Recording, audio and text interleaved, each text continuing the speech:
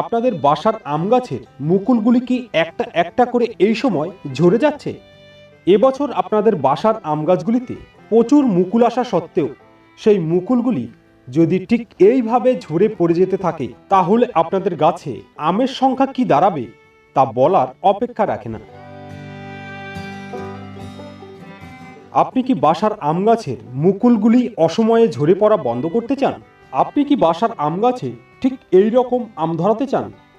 তাহলে জেনে নিতে হবে ঠিক কি কি পরিচর্যা করলে আপনাদের গাছগুলিতেও ঠিক এই রকম ফল ধরবে। আপনাদের এই সময় আপনারা হয়তো লক্ষ্য করেছেন আপনাদের গাছগুলিতে প্রচুর মুকুল এসেছে, কিন্তু সেই মুকুলগুলি এই সময় দেখা যাচ্ছে বেশিরভাগ মুকুলই একটা একটা করে ঝরে পড়ে যাচ্ছে। তো আর সময় নষ্ট না করে আমরা মূল ভিডিওটিতে চলে যাব। যাবার আগে আপনাদের একটি কাজ করতে হবে। আপনারা যদি এই রকম আরও লেটেস্ট ভিডিও পরবর্তী দিনেও দেখতে চান, তাহলে এখনও যারা সাবস্ক্রাইব করেননি তারা অবশ্যই চ্যানেলটিকে সাবস্ক্রাইব করে সঙ্গে বেল আইকনে একটা চাপ দিয়ে দিন। এতে পরবর্তী দিনের ভিডিওগুলি আপনাদের কাছে খুব সহজেই পৌঁছে যাবে।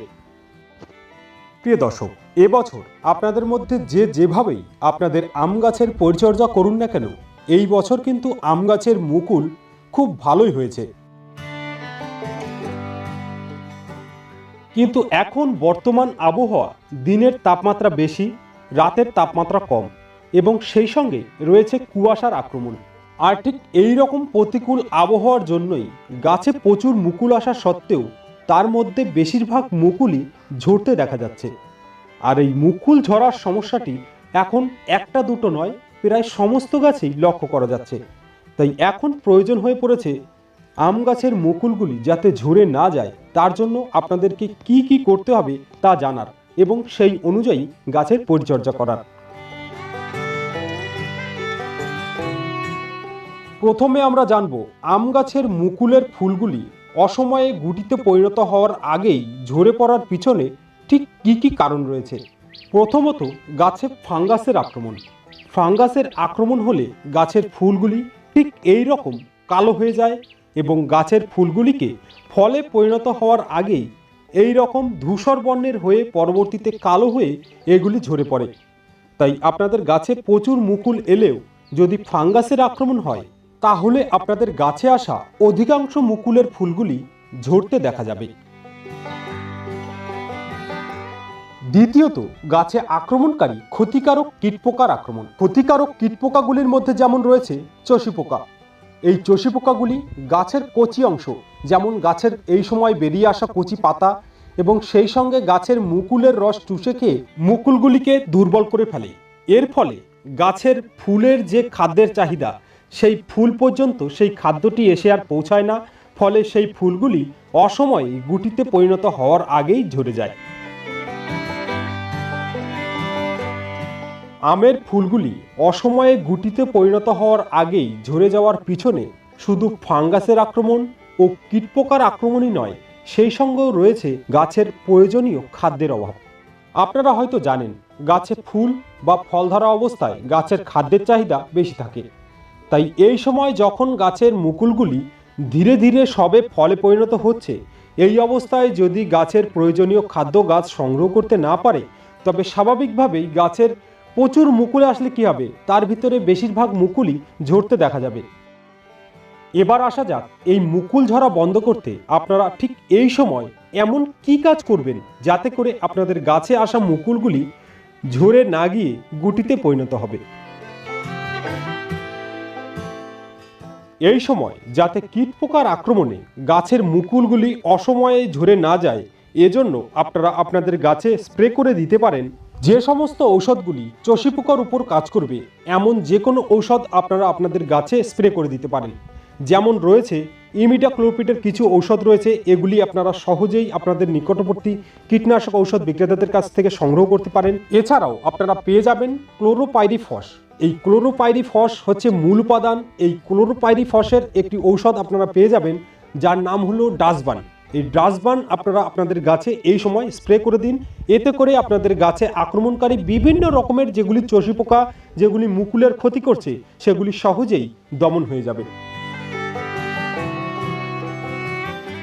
এছাড়াও আপনারা আপনাদের গাছে স্প্রে করে দিতে পারেন সাইপারমেথ্রিন 25 জাতীয় ঔষধগুলি, যেগুলি সহজেই চষি পোকার উপরে কাজ করবে এমন ঔষধ আপনারা আপনাদের নিকটবর্তী কীটনাশক ঔষধ বিক্রেতাদের থেকে সংগ্রহ করুন এবং আম গাছের মুকুলের ফুলগুলি ফুটে যাওয়ার আগের মুহূর্তেই গাছে কীটনাশক ঔষধ স্প্রে করুন। মুকুলের ফুলগুলি ফুটে যাওয়ার পরে আর আপনারা গাছে কীটনাশক ঔষধ দয়া করে স্প্রে করবেন না। এতে আপনাদের গাছের মুকুলের পরাগায়নের সমস্যা হবে এবং পরাগায়ন না হতে পারলে গাছের ফুলগুলি অসময়ে গুটিতে পরিণত হওয়ার আগেই ঝরে যাবে। এছাড়াও ফাঙ্গাসের আক্রমণ দূর করতে আপনারা আপনাদের গাছে স্প্রে করে দিতে পারেন এই সময় ম্যানকোজেব ও কার্বনডাজিম জাতীয় ঔষধগুলি। এদের মধ্যে যেমন রয়েছে সাপ, ম্যানসার, এছাড়াও আপনারা পেয়ে যাবেন বায়ারের নেটিভো। এগুলি আপনারা সহজেই আপনাদের নিকটবর্তী কীটনাশক ঔষধ বিক্রেতাদের থেকে সংগ্রহ করতে পারেন। এখন কথা হলো এই সমস্ত ঔষধগুলিকে আপনারা আপনাদের গাছে ঠিক কী পরিমাণে স্প্রে করবেন। আপনাদের সুবিধার্থে ঔষধগুলির নাম ও তার পরিমাণ ডিসপ্লেতে দিয়ে দেওয়া হয়েছে। এখানে বিশেষভাবে মনে রাখতে হবে আম গাছের কীট নিয়ন্ত্রণ ও ফাঙ্গাস রোধ করার জন্য আমের মুকুল আসার আগের থেকেই পরিচর্যা করতে হয়। ঠিক মুকুল আসার আগের মুহূর্তে গাছে স্প্রে করে দিতে হয়। আমের মুকুলের ফুলগুলি ফুটে যাওয়ার পরে আর কোনো রকম কীটনাশক বা ফাঙ্গিসাইড স্প্রে করা যাবে না। মুকুলের ফুলগুলি ফুটে যাওয়ার পরেও যদি কীটনাশক ও ফাঙ্গিসাইড গাছে স্প্রে করা হয়, এর ফলে গাছে বন্ধু পোকার সংখ্যা কম আসবে। এতে গাছের ফুলগুলি পরাগায়ন না হতে পেরেও ঝরে পড়ে যাবে।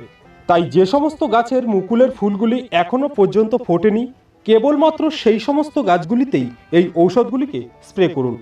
এবং সেই সঙ্গে এই সময় গাছের অতিরিক্ত খাদ্যের চাহিদা পূরণ করার জন্য আপনারা অল্প অল্প করে আপনাদের ছাদের উপরে থাকা আম গাছগুলিতে পানি দিতে পারেন। আর যারা বাগানিরা রয়েছেন তারা কখনোই এই সময় আপনাদের গাছের গোড়ায় পানি দিতে যাবেন না। যতদিন না পর্যন্ত আমের ফুলগুলি থেকে গুটিতে পরিণত হচ্ছে ততদিন গাছগুলিকে এইভাবেই থাকতে দিন। গুটিতে পরিণত হওয়ার পরেই আপনারা আপনাদের গাছের গোড়ায় সেচ দিন। এতে আপনাদের গাছের গুটি ঝরার সমস্যাটি দূর হয়ে যাবে। যেমন আম গাছের গুটি ঝরা বন্ধ করতে গেলে এখন থেকেই পরিচর্যা শুরু করতে হবে, ঠিক তেমনি গাছের ফুল ঝরা বন্ধ করতে গেলেও আপনাদেরকে মুকুল আসার আগের থেকেই পরিচর্যা করতে হবে। সত্যি কথা বলতে কি, যে পরিমাণ গাছে মুকুল আসে সেই পরিমাণে যদি ফুলগুলি থেকে ফলে পরিণত হয় তবে গাছের অবস্থা কি হতে পারে। গাছের প্রত্যেকটি শাখা ভারে ওজনে ভেঙে যাবে।